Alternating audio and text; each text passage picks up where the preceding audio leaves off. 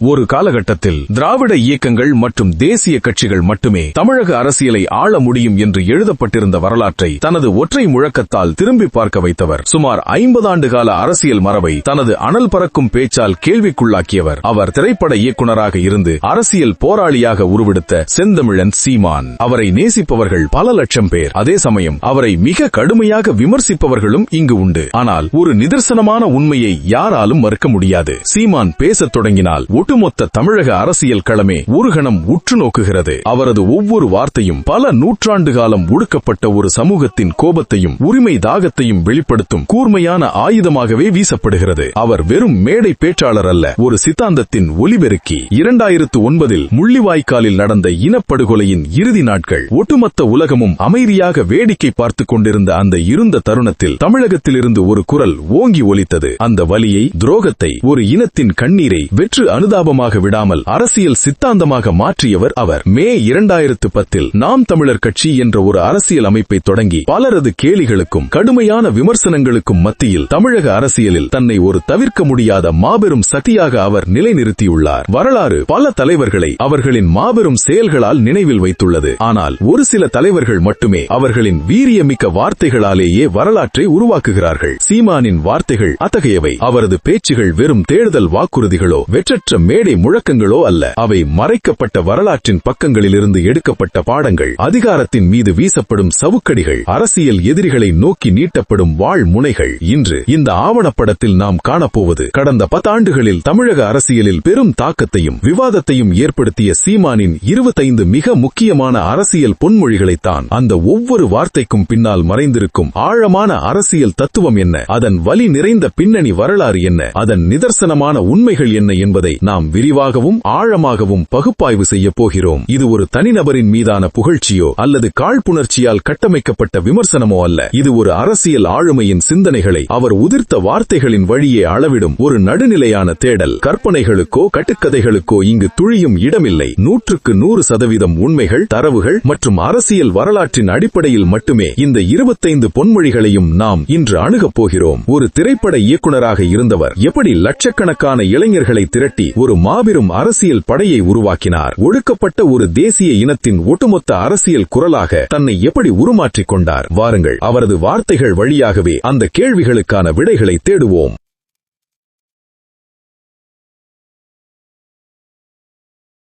ஒரு அரசியல்வாதியின் பேச்சுகளுக்கும் ஒரு போராளியின் பேச்சுகளுக்கும் உள்ள வித்தியாசம் என்ன? அரசியல்வாதி அடுத்த தேர்தலை பற்றி பேசுவார், ஆனால் போராளி அடுத்த தலைமுறையை பற்றி பேசுவார். சீமானின் மேடை முழக்கங்களை உற்று நோக்கினால் அது வெறும் வாக்கு வேட்டை அல்ல, ஒரு இனத்தின் அரசியல் விடுதலைக்கான போர் முழக்கம் என்பது புரியும். இதோ தமிழக அரசியலை உலுக்கிய சீமானின் 25 சக்தி வாய்ந்த பொன்மொழிகளும் அதன் பின்னால் உள்ள வரலாற்று உண்மைகளும். பொன்மொழி 1: நாங்கள் திராவிடர்கள் அல்ல, தமிழர்கள். பல தசாப்தங்களாக தமிழக அரசியலை திராவிடம் என்ற ஒற்றை சொல்தான் ஆக்கிரமித்திருந்தது. பெரியார், அண்ணா காலத்திலிருந்து கட்டப்பட்ட அந்த வலுவான கோட்டையில் முதல் கல்லை எறிந்தது சீமானின் இந்த வார்த்தைகள்தான். அர்த்தம் மற்றும் உண்மை. திராவிடம் என்பது ஒரு மொழி குடும்பத்தை குறிக்கும் சொல் மட்டுமே, அது ஒரு நேசிய இனம் அல்ல என்பது சீமானின் வாதம். மொழிவாரியாக மாநிலங்கள் பிரிக்கப்பட்ட பிறகு கன்னடரும் தெலுங்கரும் மலையாளியும் தங்களை திராவிடர்கள் என்று அழைத்துக் கொள்ளாத போது தமிழன் மட்டும் ஏன் அந்த கற்பனை அடையாளத்தை சுமக்க வேண்டும் என்ற வரலாற்று ரீதியான கேள்வி இந்த முழக்கம் முன்வைத்தது. இது தமிழக அரசியலில் மாபெரும் கருத்தியல் விவாதத்தை இன்று வரை ஏற்படுத்தி வருகிறது. பொன்மொழி 2: தமிழனை தமிழன்தான் ஆள வேண்டும். இது வெறும் கோஷமல்ல, ஒரு நீண்டகால அரசியல் துயரத்தின் வெளிப்பாடு. அர்த்தம் மற்றும் உண்மை. இந்திய ஒன்றியத்தில் உள்ள ஒவ்வொரு மாநிலத்தையும் அந்தந்த மாநிலத்தின் தாய்மொழி பேசுபவர்களே ஆள்கிறார்கள். ஆனால் தமிழகத்தில் மட்டும் கடந்த 50 ஆண்டுகளுக்கும் மேலாக வந்தேறியவர்களோ அல்லது வேற்றுமொழி பின்னணி கொண்டவர்களோதான் ஆள்கிறார்கள் என்ற புள்ளி விவர தரவுகளை முன்வைத்து சீமான் எழுப்பிய முழக்கம் இது. தன்னாட்சி அதிகாரம் கொண்ட ஒரு நேசிய இனம் தன் சொந்த மண்ணில் அரசியல் அனாதையாக இருப்பதை தோலுரித்து காட்டியது இந்த வரிகள். பொன்மொழி 3: வரலாற்றை மறந்தவன் வரலாறு படைக்க முடியாது. எங்கள் பாட்டன் ராஜராஜ சோழன் திராவிட இயக்கம் மன்னர் காலங்களை இருண்ட காலம் என்றும் ஆதிக்க காலம் என்றும் விமர்சித்தது. ஆனால் சீமான் அதை முற்றிலுமாக மறுக்கிறார். அர்த்தம் மற்றும் உண்மை. தமிழர்களின் கடல் கடந்த வணிகம், கட்டடக்கலை, நீர் மேலாண்மை ஆகியவற்றை உலகிற்கு பறைசாற்றிய சோழ, பாண்டிய, சேர மன்னர்களை தங்களின் மூதாதையர்களாக உரிமை கொண்டாடுவது நாம் தமிழர் கட்சியின் முக்கிய கொள்கை. இது இளைஞர்கள் மத்தியில் தங்கள் சொந்த வரலாற்றின் மீதான பெருமிதத்தை மீட்டெடுத்தது. பொன்மொழி 4: பிரபாகரன். எங்கள் தேசிய தலைவர் தமிழக அரசியல் கட்சிகள் ஈழப் போராட்டத்தை அனுதாபத்தோடு மட்டுமே பார்த்து வந்த நிலையில் ஒருபடி மேலே சென்று அதை தங்கள் அரசியல் சித்தாந்தமாகவே மாற்றினார் சீமான். 2009 ஆயுத மௌனிக்கு பிறகு ஈழத் தமிழர்களின் அரசியல் உரிமைகளுக்காகவும் நடந்த இனப்படுகொலைக்கு நீதி கேட்டும் சர்வதேச அரங்கில் குரல் எழுப்ப பிரபாகரன் கொள்கைகளை தமிழக நிலப்பரப்பில் அதிகாரப்பூர்வமாக முன்னெடுத்தார். இது வெறும் உணர்ச்சி பெருக்கு அல்ல, உலக தமிழர்களுக்கான ஓர் ஒருங்கிணைப்பு புள்ளி. பொன்மொழி 5. மண்ணையும் மலையையும் விற்று தின்பது வளர்ச்சி அல்ல, அது அழிவு. சீமானின் அரசியல் வெறும் தேர்தல் வெற்றியை நோக்கியது மட்டுமல்ல, நிலத்தின் உரிமையை நோக்கியதும் கூட. பசுமை அரசியல் என்பதை தமிழகத்தில் வலுவாக பேசிய கட்சி நாம் தமிழர் கட்சி. தொழில் வளர்ச்சி என்ற பெயரில் பன்னாட்டு நிறுவனங்கள் தமிழர்களின் நிலத்தடி நீரையும் வளங்களையும் உறிஞ்சுவதை ஆதாரப்பூர்வமாக எதிர்த்தார். சூழலியல் பாதுகாப்பே உண்மையான அரசியல் என்ற விழிப்புணர்வை இந்த முழக்கம் விதைத்தது. பொன்மொழி 6. பெண்களுக்கு சரிபாதி உரிமை அல்ல, முழுமையான அதிகார பகிர்வு.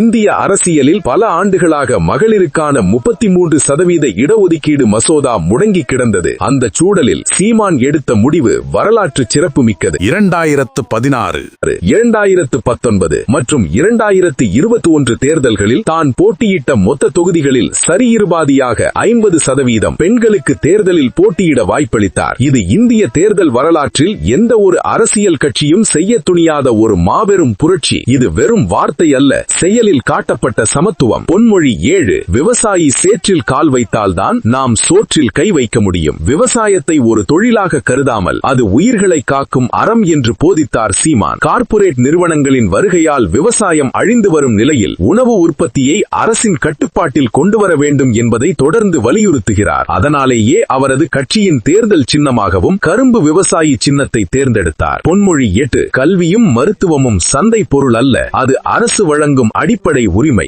முதலாளித்துவத்தின் உச்சகட்ட சுரண்டலாக சீமான் பார்ப்பது கல்வியும் மருத்துவ வியாபாரத்தை தான். அரசே மக்களுக்கு முற்றிலும் இலவசமான தரமான கல்வியையும் மருத்துவத்தையும் சமமாக கொடுக்க வேண்டும். தனியார் மயமாக்கலை ஒழித்து கல்வி பெறுவதை அடிப்படை உரிமையாக மாற்றுவது சமத்துவ சமுதாயத்தை உருவாக்குவதற்கான முதல் படி என்பதை இந்த வரிகள் ஆணித்தரமாக பதிக்கின்றன. பொன்மொழி 9. காவிரி எங்கள் பிச்சை அல்ல, உரிமை. அண்டை மாநிலங்களுடனான நதிநீர் பிரச்சனைகளில் மத்திய அரசின் ஒருதலைப்பட்சமான நிலைப்பாட்டை சாடும் கூர்மையான வார்த்தைகள் இவை.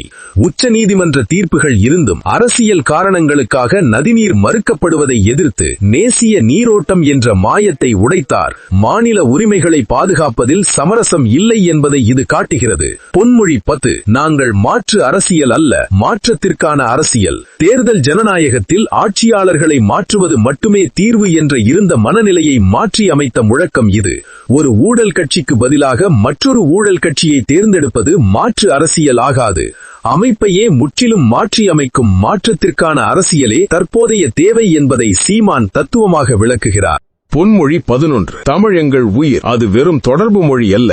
மொழி என்பது வெறும் தகவல் தொடர்புக்கான கருவி மட்டுமல்ல, அது ஒரு தேசிய இனத்தின் மரபணு, அர்த்தம் மற்றும் உண்மை. மத்திய அரசு தொடர்ந்து பல வழிகளில் இந்தியை திணிக்க முயலும் போது தமிழ் வழி கல்வியை கட்டாயமாக்க வேண்டும், நீதிமன்றங்கள் மற்றும் கோவில்களில் தமிழை ஆட்சி மொழியாக்க வேண்டும் என்ற சீமானின் உறுதிப்பாட்டை இது பறைசாற்றுகிறது. பொன்மொழி 12. சாதியால் பிரிந்து கிடப்பது தமிழ் இனத்தின் சாபக்கேடு. சீமானின் அரசியல் சாதி ஒழிப்பை அடிப்படையாக கொண்டது. அர்த்தம் மற்றும் உண்மை. தலித்துகள் மற்றும் பிற்படுத்தப்பட்டோர் என சாதியால் பிளவுபட்டுள்ள தமிழர்களை தமிழர் என்ற ஒற்றை தேசிய அடையாளத்தின் கீழ் ஒன்றிணைப்பதன் மூலமே சாதியை ஒழிக்க முடியும் என்ற புதிய கருத்தியலை அவர் முன்வைக்கிறார். பொன்மொழி 13. சொந்த மண்ணில் அகதிகளாக வாழும் கொடுமை தமிழனுக்கு மட்டுமே. தொப்புள் கொடி உறவுகளை சிறை கைதிகள் போல் நடத்துவதைக் கண்டு கொதித்தெழுந்த குரல். அர்த்தம் மற்றும் உண்மை. பல தசாப்தங்களாக தமிழகத்தில் உள்ள இலங்கை அகதிகள் முகாம்களில், மறுவாழ்வு முகாம்களில் வாழும் ஈழத் தமிழர்களுக்கு அடிப்படை உரிமைகளோ இரட்டை குடியுரிமையோ வழங்கப்படாத இந்திய அரசின் பாராமுகத்தை இது மிக கடுமையாக கேள்வி கேட்கிறது. பொன்மொழி 14. இளைஞர்களே, தெருவில் இறங்கி போராடுங்கள். சமூக வலைதளங்களில் அல்ல,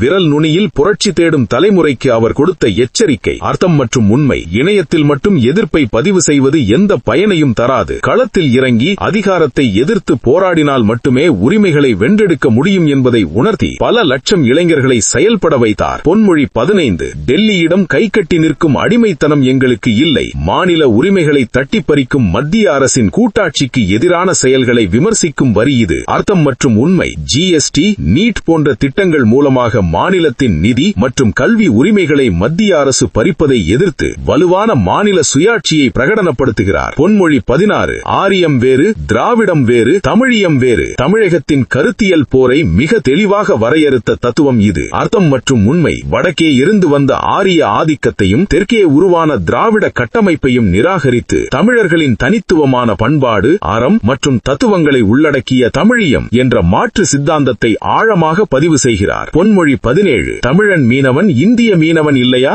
இந்தியாவின் தேசிய பாதுகாப்பு கொள்கையில் உள்ள இரட்டை வேடத்தை கிழித்தெறியும் கேள்வி. அர்த்தம் மற்றும் உண்மை. குஜராத் மீனவர்களை பாகிஸ்தான் பிடித்துச் சென்றால் உடனே தலையிடும் இந்திய அரசு கடந்த 40 ஆண்டுகளில் 800க்கும் மேற்பட்ட தமிழக மீனவர்கள் இலங்கை கடற்படையால் சுட்டுக் கொல்லப்பட்டும் ஏன் மௌனம் காக்கிறது என்ற கொதிப்பை இது பிரதிபலிக்கிறது. பொன்மொழி 18. ஊடகங்கள் ஆளும் கட்சியின் ஊதுகுழலாக இருக்கக்கூடாது. ஜனநாயகத்தின் 4வது தூணான ஊடகங்களின் நேர்மையை கேள்வி கேட்கும் துணிச்சல். அர்த்தம் மற்றும் உண்மை. கார்ப்பரேட் நிறுவனங்கள் மற்றும் ஆளும் அரசியல் கட்சிகளின் கட்டுப்பாட்டில் ஊடகங்கள் இயங்குவதையும் உண்மையான மக்கள் பிரச்சனைகள் இருட்டடிப்பு செய்யப்படுவதையும் துணிச்சலாக மேடைகளில் அம்பலப்படுத்தினார். பொன்மொழி 19. ஓட்டுக்கு காசு வாங்குவது எதிர்காலத்தை விற்பதற்கு சமம். திருமங்கலம் பார்முலா என்ற பெயரில் தமிழகத்தில் வேரூன்றிய பணநாயகத்தை வேரறுக்க அவர் வீசிய அம்பு. தேர்தல் நேரத்தில் தரப்படும் ஆயிரக்கணக்கான ரூபாய்களுக்காக 5 ஆண்டுகால அடிப்படை வசதிகளையும் உரிமைகளையும் மக்கள் இழக்கிறார்கள் என்ற கசப்பான உண்மையை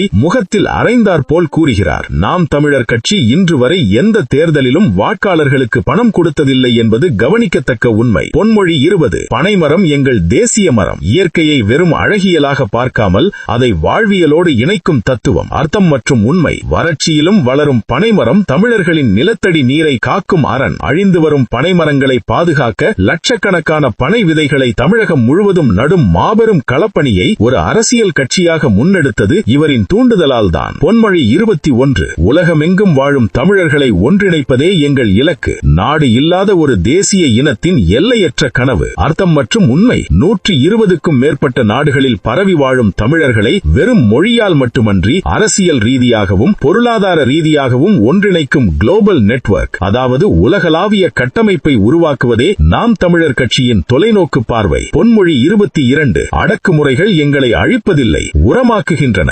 அதிகாரத்தின் இரும்பு கரங்களை எதிர்கொள்ளும் ஒரு போராளியின் தைரியம். அர்த்தம் மற்றும் உண்மை. தேசிய பாதுகாப்பு சட்டம் NSA பலமுறை சிறைவாசம் என அரசுகளின் எண்ணற்ற அடக்குமுறைகளை சந்தித்தாலும் தனது கொள்கையிலிருந்து பின்வாங்காத அவரது உறுதியை இது காட்டுகிறது. பொன்மொழி 23. முதலாளித்துவ கொள்கைகள் ஏழைகளை மேலும் ஏழைகளாக்குகின்றன. பொருளாதார சமநிலையின்மையை குறிவைக்கும் இடதுசாரி சிந்தனை. அர்த்தம் மற்றும் உண்மை. உலகமயமாக்கல் மற்றும் தனியார் மயமாக்கல் காரணமாக நாட்டின் வளங்கள் அனைத்தும் ஒரு சில கார்ப்பரேட் கைகளில் குவிவதையும் சாமானிய மனிதன் உழைப்பு சுரண்டலுக்கு ஆளாவதையும் சீமான் கடுமையாக எதிர்க்கிறார். பொன்மொழி 24. எல்லோருக்கும் எல்லாம் கிடைக்க வேண்டும் என்பதே எங்கள் சமதர்ம கொள்கை. இது பொது உடைமை தத்துவத்தின் தமிழாக்கமாக பார்க்கப்படுகிறது. அர்த்தம் மற்றும் உண்மை. ஒருவருக்கு தேவைக்கு ஏறாக இருப்பதும் மற்றொருவருக்கு குடிக்க நீர் கூட இல்லாமல் இருப்பதும் ஜனநாயகம் அல்ல. வளங்கள் அனைத்தும் பகிர்ந்தளிக்கப்பட வேண்டும் என்ற உன்னத நோக்கம். பொன்மொழி 25. எங்கள் இலக்கு அதிகாரம் அல்ல, தமிழினத்தின் விடுதலை. இறுதியானதும் ஆழமானதும் முழக்கம். அர்த்தம் மற்றும் உண்மை. எந்த ஒரு பெரிய திராவிட அல்லது தேசிய கட்சிகளுடனும் கூட்டணி வைக்காமல் இன்று வரை அனைத்து தேர்தல்களிலும் நாம் தமிழர் கட்சி தனித்தே போட்டியிடுகிறது. பதவிக்காக கொள்கையை அடகு வைக்காத அந்த சமரசமற்ற அரசியல் நிலைப்பாட்டை தான் இந்த ஒற்றை வரி உலகுக்கு உரக்கச் சொல்கிறது. இந்த 25 முழக்கங்களும் வெறும் வார்த்தைகள் அல்ல, அவை காலம் காலமாக உறங்கி கிடந்த ஒரு இனத்தை தட்டி எழுப்பிய விழிப்புணர்வு பேரொலிகள். ஆனால் இந்த ஆவேச பேச்சுகளுக்கு பின்னால் இருக்கும் அந்த இறுதி உண்மை என்ன? வரலாறு சீமானை எப்படி மதிப்பிடப் போகிறது? நாம் இதுவரை கடந்து வந்த இந்த 25 பொன்மொழிகளும் வெறும் வார்த்தைகளின் தொகுப்பல்ல, அவை ஒரு மாபெரும் அரசியல் சித்தாந்தத்தின் வரைபடம். ஆனால் இந்த ஆவணப்படத்தின் முடிவில் நாம் காணப்போகும் மிகப்பெரிய வரலாற்று முரண் என்ன தெரியுமா? 2010 சீமான் அரசியலுக்கு வந்தபோது ஆளும் வர்க்கமும் அரசியல் ஜாம்பவான்களும் அவரை பார்த்து நகைத்தனர். சினிமாக்காரர் மேடையில் உணர்ச்சி வசப்பட்டு பேசுகிறார், இணையதளங்களில் மட்டுமே இவருக்கு ஆதரவு இருக்கிறது என்று மிக சாதாரணமாக விமர்சித்தனர். பார்த்தனர். அவர் முன்வைத்த தமிழ் தேசியம் என்ற கோட்பாட்டை ஒரு குறுகிய வட்டத்திற்குள் சுருக்கி பார்க்க முயன்றனர். ஆனால் கடந்த 10 ஆண்டுகளில் தமிழக அரசியலில் நடந்ததோ முற்றிலும் வேறு. சீமானை கடுமையாக விமர்சித்த அதே பெரிய அரசியல் கட்சிகள் இன்று அவர் உருவாக்கிய அரசியல் களத்திற்குள் இறங்கி பேச வேண்டிய கட்டாயத்திற்கு தள்ளப்பட்டுள்ளன. மாநில தன்னாட்சி, மரபின பெருமிதம், இயற்கை வேளாண்மை, பனைமரம் வளர்ப்பு, கல்வி, மருத்துவ உரிமை என சீமான் எந்தெந்த பொருண்மைகளை முதலில் தொட்டு பேசினாரோ அதே பொருண்மைகளை இன்று அனைவருமே பேச வேண்டிய நெருக்கடியை அவர் உருவாக்கியுள்ளார். இதுதான் அவர் உதிர்த்த அந்த வார்த்தைகளுக்கு கிடைத்த முதல் மாபெரும் வெற்றி. வரலாறு நமக்கு கற்பிக்கும் ஒரு மிக முக்கியமான பாடம் உண்டு. எந்த ஒரு மாற்று சிந்தனையும் ஆரம்பத்தில் கேலி செய்யப்படும், பின்னர் அதிகாரத்தால் கடுமையாக எதிர்க்கப்படும், இறுதியாக அதுவே நிதர்சனமான உண்மையாக ஏற்றுக்கொள்ளப்படும். ஒரு அரசியல் தலைவனின் உண்மையான வெற்றி என்பது அவன் எத்தனை தேர்தல்களில் வென்று முதலமைச்சர் நாற்காலியில் அமர்ந்தான் என்பதில் மட்டுமில்லை, ஒரு முழு தலைமுறையின் அரசியல் சிந்தனையை அவன் எவ்வாறு மாற்றியமைத்தான் என்பதில்தான் அடங்கியிருக்கிறது. வெறும் 1% குறைவான வாக்குகளில் தொடங்கிய ஒரு பயணம் இன்று எந்த பெரும் கட்சியுடனும் கூட்டணி இல்லாமல், பணபலத்தின் பின்னணி இல்லாமல் தமிழகத்தின் 3வது பெரிய அரசியல் சக்தியாக உருவெடுத்திருப்பது சாதாரண நிகழ்வல்ல. அது சமரசமற்ற கொள்கைக்கு கிடைத்த வரலாற்று பதிவு. நீங்கள் சீமானை தீவிரமாக ஆதரிக்கலாம் அல்லது அவரது கொள்கைகளை கடுமையாக எதிர்க்கலாம். அது ஜனநாயகத்தின் அடிப்படை உரிமை. ஆனால் தற்கால தமிழக அரசியல் வரலாற்றை சீமான் என்ற ஒற்றை மனிதனையும் அவர் உதிர்த்த இந்த நெருப்பு வார்த்தைகளையும் கடந்து உங்களால் ஒருபோதும் எழுதிவிட முடியாது. ஏனென்றால் அவர் வெறும் அதிகாரத்தை மட்டும் நோக்கி பயணிக்கும் அரசியல்வாதி அல்ல, ஒரு தேசிய இனத்தின் விடுதலையை நோக்கி பயணிக்கும் ஒரு சித்தாந்த புயல். இந்த வீடியோ பிடித்திருந்தால் லைக் செய்யுங்கள், ஷேர் செய்யுங்கள், சப்ஸ்கிரைப் செய்யுங்கள். மேலும் தமிழ் வரலாற்று ஆவணப்படங்களுக்கு பெல் ஐகானை அழுத்துங்கள். உங்கள் கருத்துக்கள் மற்றும் பரிந்துரைகளை கமெண்ட் செக்ஷனில் பகிருங்கள்.